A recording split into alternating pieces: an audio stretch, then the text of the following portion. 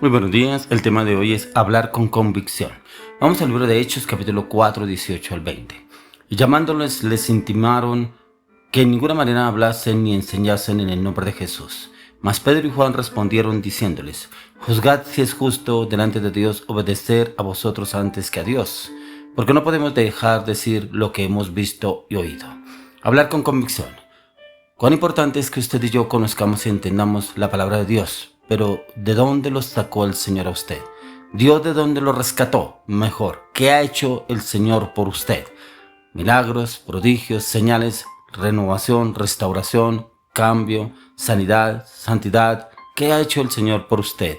¿Y por qué no hablamos con convicción de Él? ¿Por qué no hablamos con claridad del Señor? ¿Por qué no colocamos las cosas delante de Dios? ¿Por qué no hablamos y decimos: si el Señor quiere, haremos esto o haremos lo otro? Porque muchas veces estamos rodeados de personas inconversas y que dirán, de pronto nos tildan de religiosos, nos tildan de ahora lo perdimos, los tildan de ahora se volvió cristiano, entonces no se le puede decir nada.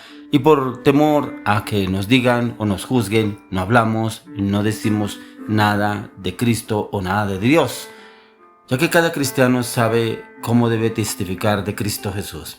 Pero la mayoría son muy renuentes a hablar de su nombre. Pero la razón más válida para esta indecisión es la aprehensión. O sea, a veces podemos ser totalmente prohibidos, al igual que Pedro y Juan, como los trataban y no los dejaban obrar ni actuar a ellos para lo que tenían que hacer. Pero viene el Señor esa convicción y les da esa a través del Espíritu Santo.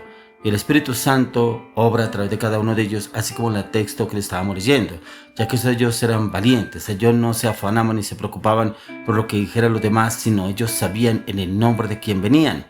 Por eso ahí mismo en Hechos 4:29 lo encontramos. Y ahora, Señor, mira sus amenazas y concede a tus siervos que con todo de nuevo hablen tu palabra. Aún así, ellos no se enfrentaron a ellos de pronto tildándolos o hablándoles mal o hablándoles vulgarmente. No, mire que llevaron la oración al Señor, como ahí lo dicen ellos. Y ahora, Señor, mira sus amenazas y concede a tus siervos que con todo denuedo hablen tu palabra. ¿Cómo el Señor le da ese denuedo a estos hombres que hablaran de Dios? Que pudieran decirlo sin importar si a los demás les gustaba o no.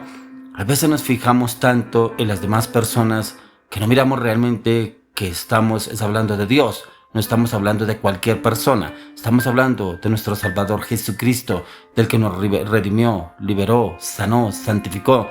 Y a veces como que nos importa más lo que nos vayan a tildar los demás, lo que piensen los demás de nosotros, de pronto lo que vayan a decir los demás, ya que muchas veces nuestra aprehensión también proviene del temor a la persecución, al daño físico, a las malas palabras, de pronto malas acciones de los demás. También puede haber un miedo por temor a las burlas. Pero mire que el Señor lo habla en 2 de Timoteo 1:7, porque no nos ha dado Dios espíritu de cobardía, sino de poder, de amor y dominio propio. Esto es lo que usted y yo debemos pedir. Mire que acá el Señor nos da a usted y a mí 3 espíritus: poder, amor y dominio propio. O sea, no debe existir el temor, la duda, la incertidumbre, de pronto la ansiedad, que nos vayan a tildar, nos van a hablar. No, la palabra de Dios es tan clara y concisa para usted y para mí que debemos tomarla para cada uno de nosotros.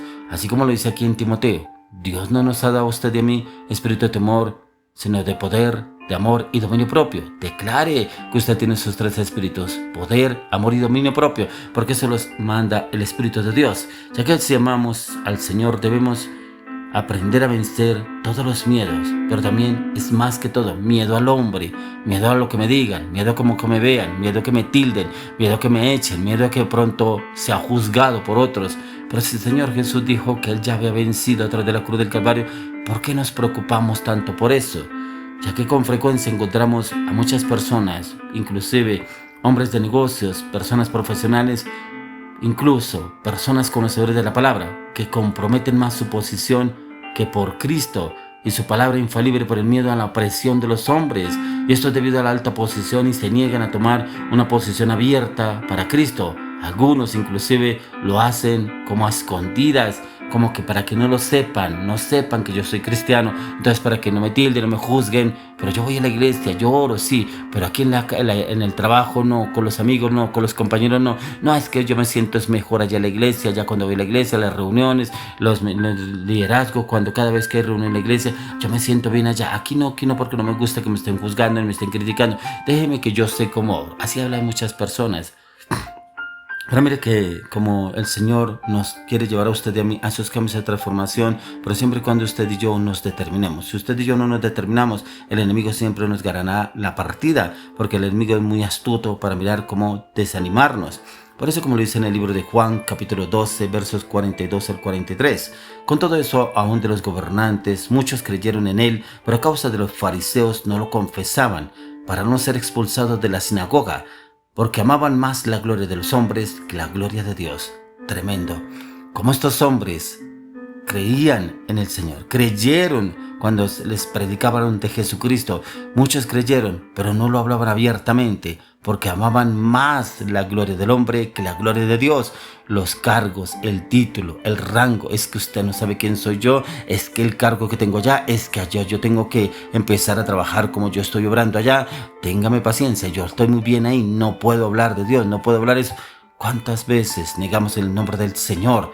Por muchas veces un cargo, un rango, un título, un estatus. Así pasaba con estos hombres. Dice que amaban más la gloria de los hombres que la gloria de Dios. Y usted y yo debemos pedirle al Señor que nos dé ese valor, esa convicción, esa firmeza, esa certeza de que primero usted y yo lo creamos. Si a usted y a mí nos cuesta creer, ¿cómo haber convicción para hablar del Señor? ¿Cómo haber esa convicción para declarar que fue el Señor el que me sanó, el que me restauró, el que restauró mi hogar, mi familia, que sanó a mi hijo, que sanó a mi hija, que me sanó de esta persecución? ¿Cómo podrá haber esa convicción si no lo declaramos? Y el Señor quiere que usted y yo lo hagamos siempre y cuando haya esa convicción en cada uno de nosotros, como lo dice en el libro Romanos 1:16. Porque no me avergüenzo del Evangelio, porque es poder de Dios para salvación a todo aquel que cree, al judío primeramente y también al griego. Ese carácter, esa convicción, esa firmeza, esa certeza, esa seguridad en Pablo, un hombre perseguidor de los cristianos, un hombre que se le servía a los altos jerarcas de la iglesia, pero como hemos hablado en varias oportunidades, que en el libro de Hechos capítulo 9 fue la conversión de Pablo cuando tuvo el encuentro con el Señor Jesús. Dice que hubo un antes y un después. Ese antes, ese Pablo soberbio, orgulloso, prepotente, altivo, a un hombre manso y humilde, conocedor de la palabra y hablando con denuedo la palabra. Y de esta determinación, esa convicción que había en Pablo, que predicaba inclusive a los mismos que lo mandaban, a los gobernantes, les predicaba de Cristo. No tenía temor ni miedo de lo que le pudieran hacer, porque él sabía de quién era el respaldo, sabía que el Señor lo respaldaría en todo lo que él hiciera, en todo lo que él hablaba, en todo lo que él obrara. El Señor lo respaldaría en todo. ¿Por qué? Porque él había esta convicción. Y él hablaba con esa convicción y certeza, porque él sabía que el Señor obraría a través de él.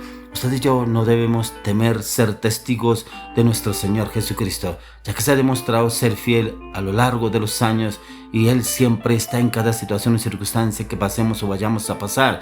Él nunca nos dejará abandonados, Él nunca nos abandonará y nunca dejará que usted y yo quedemos en vergüenza, ya que el Señor quiere darnos esa seguridad, esa convicción. A usted y a usted y a mí nos corresponde declarar lo que Él nos ha enseñado y nos ha dicho a la luz de las Escrituras, como lo dice en Habacuc 3:19.